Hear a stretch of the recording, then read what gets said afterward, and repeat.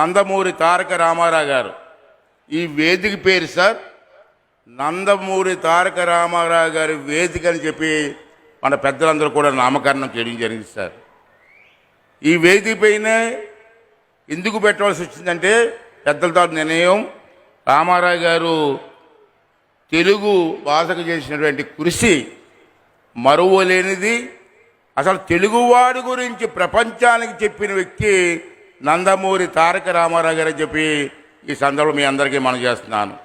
అది అనేక సందర్భాల్లో తెలుగు మాట్లాడుతూ ఉంటే ఆ రోజు మా వయసు 25 సంవత్సరాల వయసులో వారు రాజకీయాలకు వచ్చారు. నాకు అప్పుడు 25 సంవత్సరాలు 24 సంవత్సరాలు నాకు.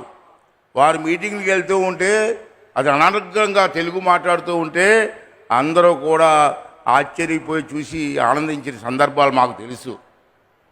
అతను తెలుగుదేశం పార్టీ పేరు కూడా ఒక రాజకీయ పార్టీ పేరు కూడా తెలుగుదేశం పార్టీ అని పెట్టేటువంటి మహానుభావుడు నందమూరి తారక రామారావు గారు చెప్పి ఈ సందర్భం మనం చేస్తున్నాను.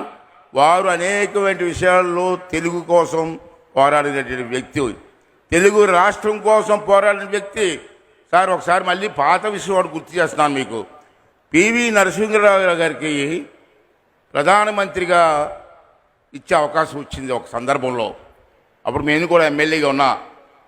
పెద్దలు కేంద్ర ప్రభుత్వం పివి నరసింహరావు గారిని ప్రధానమంత్రిగా చెయ్యాలని చెప్పి పార్లమెంట్ మెంబర్గా ఆంధ్ర రాష్ట్రంలో పోటీ చేయమన్నారు. అప్పుడు రామారావు గారు ఏమన్నారో తెలుసా?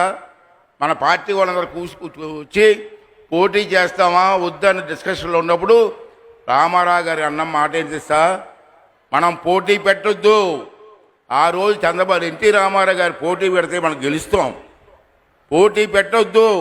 కారణం ఏంటంటే మన తెలుగు బిడ్డ పివి నరసింహారావు ప్రధానమంత్రి అయ్యే అవకాశం వచ్చింది, మన పోటీ పెట్టొద్దని చెప్పి ఒక రాజకీయ నాయకుడు అన్నారంటే అతని మనస్తత్వం ఏంటో, తెలుగు వాళ్ళ మీద ఉన్న ప్రేమ ఏంటో ఒకసారి గుర్తు చేస్తానని చెప్పి ఈ సందర్భంలో మనం చేస్తున్నాను. సార్ ఈవేళ ముఖ్యంగా చెప్పాల్సింది సార్, గజల్ శ్రీనివాసరావు గారు వాళ్ళ టీము నేను 2 రోజుల నుంచి ఇక్కడే చూస్తున్నాను. కొన్ని వందల మంది రాత్రి పౌరులు కష్టపడి ఈ ప్రాంగణాన్ని ముస్తాబు చేయడమే కాకుండా సుమారు 35-40 దేశాల నుంచి ప్రతినిధులు వచ్చేసారు ఈ సభకి. వాళ్ళందరికీ కావాల్సిన ఏర్పాట్లు, సభ ఏర్పాట్లు, పెద్దల పేరున రోజు పూజలు, ఒక పక్క సాంస్కృతిక కార్యక్రమాలు అన్నీ పెట్టి ఈ సభను బ్రహ్మాండంగా నడిపించినటువంటి గజల్ శ్రీనివాసరావు గారికి కానివ్వండి, వాళ్ళ బృందానికి కూడా నా నమస్కారాలు తెలియజేస్తున్నాను సార్.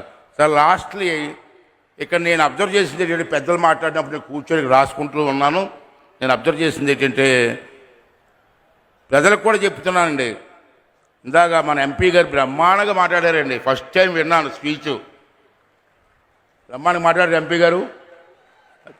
నిజంగా ఆర్టిఫుల్ చెప్తున్నాను నేను. చాలా బాగా మాట్లాడారు.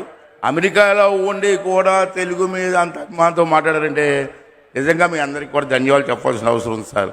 ముఖ్యంగా సార్, మన పిల్లలు తెలుగు కాకుండా వేరే భాషలో మాట్లాడే అవకాశం ఏంటి సార్? దీంట్లో తప్పేవారు సార్? తల్లిదండ్రులు కూడా బాధ్యత తీసుకోవాలండి. మీరు ఏమనుకుంటారంటే మమ్మీ డాడీ అంటే అబ్బా మా అబ్బాయి ఇంగ్లీష్లో మాట్లాడుతున్నారు అనుకుంటున్నారు మీరు. మమ్మీ డాడీ ఏంటి? అమ్మ నాన్న, ఆ పదంలో ఎంత మాధుర్యం ఉందండి, ఎంత ప్రేమ ఉందండి. బయట మాట్లాడమనండి, ఇంట్లో కూడా మమ్మీ డాడీ లేటండి. తల్లిదండ్రులు కూడా మనం చేస్తున్నాను. నాకు ఒక మనవడు ఉన్నాడు. నాకు ఆడికి 4 సంవత్సరాలు మొన్న వచ్చాయి. 4 సంవత్సరాలు హైదరాబాద్ ఉంటాడు. ఒకసారి వెళ్తే గ్రాండ్ ఫాదర్ కూడా కాదు, గ్రాండ్ ఫా అంటున్నాడు ఆడు. నేను అన్నాను, పిలిచి నీతో మాట్లాడను అంటే ఏమన్నాడు? నువ్వు తాతయ్య అని పిలిస్తే మాట్లాడని చెప్పాను. అక్కడి నుంచి తాతయ్య గారు బాగున్నారా అంటున్నాడు. అంటే మీరు ఆ పరిస్థితిలో ఎందుకు చెప్పలేకపోతున్నారు? చాలామంది సంతోషిస్తున్నారండి, సంతోషిస్తున్నారు. గ్రాండ్ ఫా అంటాడు ఎంత కుర్రోడు. ఇందాక మాట్లాడారు మన ఎంపీ గారు. చిన్నప్పుడు మా పెద్దవాళ్ళు, మా చిన్నప్పుడు చూసేవాడిని నేను, చందమామ రావే జాబిల్లి రావా అని చెప్పి భోజనం పెట్టేవారు, తినిపించారు పిల్లలకి. ఇవాళ సెల్ ఫోన్లు ఇచ్చేస్తున్నారు సార్, సెల్ ఫోన్లు చూసి భోజనం పెడుతున్నారండి. ఇక ప్రేమే ఉంటుందండి. ఎత్తుకొని అడుగు మీద కూర్చోబెట్టుకొని అలా తిరుగుతూ చందమామ రావని భోజనం పెడితే ఆ పిల్లవాడు ఎంత ఆనందిస్తాడండి, ఎలా పెడతాడండి. సెల్ ఫోన్ ఇస్తారా సార్? ఇంకో విషయం చెప్తాను సార్, ఏమనుకోడు సార్, మరి నాకు కూడా పరిస్థితి ఉంది అనుకుంటున్నాను నేను. భోజనం వండమంటే సెల్ ఫోన్ చూసి భోజనం వండుతున్నారు సార్. పూర్వం మా పెద్దలు కారం ఎంత వేయాలో, నూనె ఎంత వేయాలో, ఉప్పు ఎంత వేయాలో చూడకుండా వేసేవారు. ఇవాళ సెల్ ఫోన్లు పెట్టుకొని కారం ఎంత వేయాలో, నూనె ఎంత వేయాలో, ఉప్పు ఎంత వేయాలో చెప్పి భోజనాలు వంటే పరిస్థితి వచ్చింది సార్. తెలిసిపోతుంది ఒక వంట, మా అమ్మ వంట ఈ వంటకు తేడా తెలుస్తుంది, కానీ మాట్లాడలేకపోతున్నాం సార్ ఇంట్లో. మా పరిస్థితి ఎలాగ ఉంది. మీరు ఆడవాళ్ళకి ఫుల్ పవర్ ఇచ్చారు, మరి మేము మాట్లాడలేకపోతున్నాం. అది పరిస్థితి మాకు ఉంది సార్. మరి ఈవేళ దేంట్లో ముఖ్యమైన విషయాలు సార్ నేను గమనించినవి సార్, మనకి మన రాష్ట్రంలో ప్రాచీన కళలు ఉన్నాయి సార్. మన రాష్ట్రంలో చాలా గ్రామాల్లో సంక్రాంతి కానీ, శ్రీరామనవమి కానీ, ఉగాది కానీ చేయడం లేదు, మానేశారు సార్. నేను అబ్జర్వ్ చేస్తున్నాను సార్. మనకు సుమారు 14,000 పంచాయతీలు ఉంటే మొన్న శ్రీరామనవమికి నేను ఎంక్వైరీ చేస్తే 60% గ్రామాల్లో మాత్రమే శ్రీరామనవమి చేశారు. మన పండగ మనం చేసుకోవండి, ఉగాది కూడా చేసుకోవండి. ఉగాది మన సంవత్సరాదండి, తెలుగువాడి సంవత్సరాదండి. ఉగాది ఎవరు పట్టించుకోవట్లేదు గ్రామాల్లో. మనందరం కూడా చెయ్యకపోతే సంస్కృతి ఏమైపోతుందండి. మనం 31st నైట్కి తెల్లవారులు పండగ చేసుకున్నారు మనం, కానీ సంక్రాంతికి మాత్రం ఏం పట్టించుకోవట్లేదు. దయించి మీ అందరినీ కోరుకున్నాను సార్, మన ప్రభుత్వం కూడా డైరెక్షన్ ఇచ్చి మన పండగలు కాపాడమని చెప్తాను సార్. రెండోది సార్, మన రాష్ట్రంలో చిన్నప్పటి నుంచి మాకు చదువుకున్న చూస్తున్నాను, నాటకాలు, పద్య నాటకాలు ఉన్నాయి సార్. దాంట్లో రామాంజనేయ యుద్ధం, సత్యహరిశ్చంద్ర నాటకం, శ్రీకృష్ణ రాయబారం. అప్పుడు పద్యాలు పాడుతూ ఉంటే స్టేజ్ మీద జనం ఆహా ఓహో అనేవారు.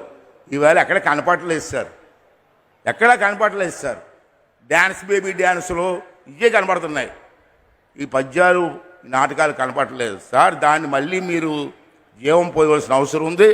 మనకు తెలుసు అతను ఈ కన్నీటి కూడా నాటకాలు కూడా కనుమరుగవుతున్నాయి. కాబట్టి కళాకారుల్లో మీకు తెలుసు, ఎన్టీ రామారావు గారి దగ్గర నుంచి చూస్తున్నాం సార్. కళాకారులు ప్రజలను చైతన్యవంతం చేసే కెపాసిటీ ఉన్నటువంటి వ్యక్తులు. అటువంటి కళను మనం పోషించాలి.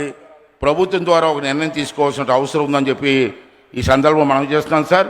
అలాగే ప్రతి స్కూల్లో, ప్రభుత్వ స్కూలే కాదు, ప్రైవేట్ స్కూల్లో, కాన్వెంట్లో కూడా కంపల్సరిగా తెలుగు ఉండి తీరాలని చెప్పి ప్రభుత్వం ఒక నిర్ణయం ఆలోచించి తీసుకోవాల్సిన అవసరం ఉందని చెప్పి ఈ సందర్భం జరుగుతున్నారు. రెండోది మూడోది ఏంటంటే, ప్రతి స్కూల్లో కూడా క్రీడలు, పూర్వం హై స్కూల్లో పెద్ద గ్రౌండ్లు ఉన్నాయి సార్, ఇప్పటికీ గ్రౌండ్లు ఉన్నాయి. క్రీడలు, యోగా, ఎన్సిసి, అదేవిధంగా రెడ్ క్రాస్ అని సంస్థలు ఉన్నాయి. అవన్నీ ప్రవేశపెట్టి మన పిల్లలకి ట్రైనింగ్ ఇస్తే బాగుంటుందని చెప్పి నేను మీకు మనవి చేస్తున్నాను సార్. మరొక ముఖ్యమైన విషయం ఏంటంటే, రాష్ట్రంలో ఉన్నటువంటి అన్ని స్కూల్లో కూడా చెప్పాను సార్ తెలుగు సబ్జెక్ట్ ఉండాలని. అలాగే ఇంకో విషయం ఏంటంటే, మనకి నిన్న హరిశ్చంద్ర సార్ పేరేం పేరండి,